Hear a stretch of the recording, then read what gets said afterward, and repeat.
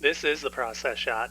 I'm Michael. I'm stuck in a haunted movie theater, and I've seen The General, a silent wartime comedy from directors Buster Keaton and Clyde Bruckman, made back in 1926.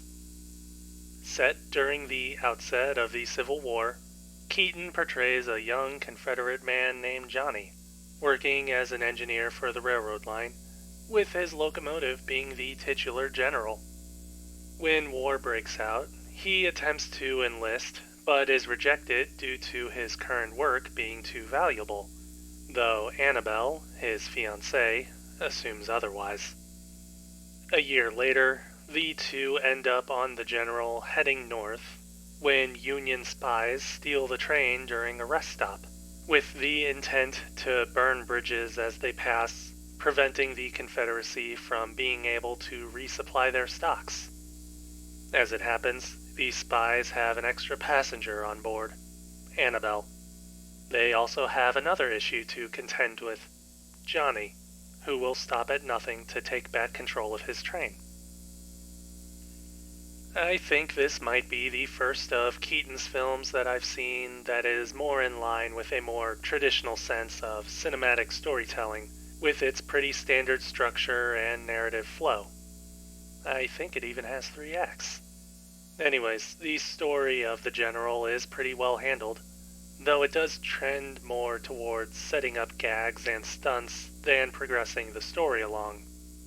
Then again, by the point where Johnny chases the train, the story has all the setup it needs, so I suppose it still works. In any case, I appreciate that there's a clear chain of events between scenes and what goes on within them, rather than stuff happening because it needs to.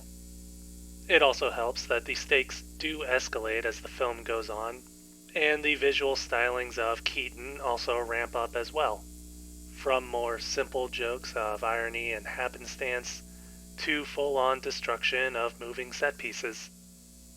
A good amount of the film after the theft of the General is built around these physical stunts and gags, an absolute testament to filmmaking in the days before you could cheat with miniatures or other special effects and keep people out of harm's way.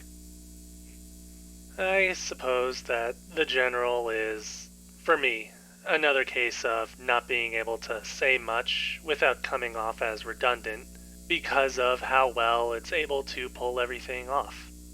It's very much a benchmark for silent comedies, especially the ones that go to great lengths to showcase physical comedy and real-world locations. It could have done well with a bit of a stronger sense of storytelling during the chase scenes, maybe allowing for Annabelle to do something other than be held hostage, or even giving her kidnappers more character beyond just being the bad guys of the week. That doesn't really take away from the overall experience, though. And at the end of the day, The General is a great film that certainly stands out from the rest of Keaton's films. Then again, I've only seen like 2 or 3 so far, so I don't know what else he's got up his sleeve.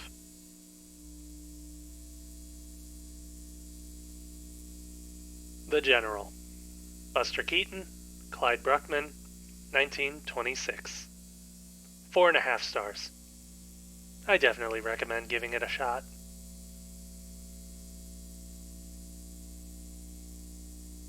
Anyways, that's it for me. If you like this review, leave it a like. If you didn't, leave a comment. As always, subscribe to the channel for more reviews. I wonder if it's worth noting that the movie makes the Confederacy out to be the heroes. I'll pretend I didn't notice. Wait, this is already the end of the review. Whoops.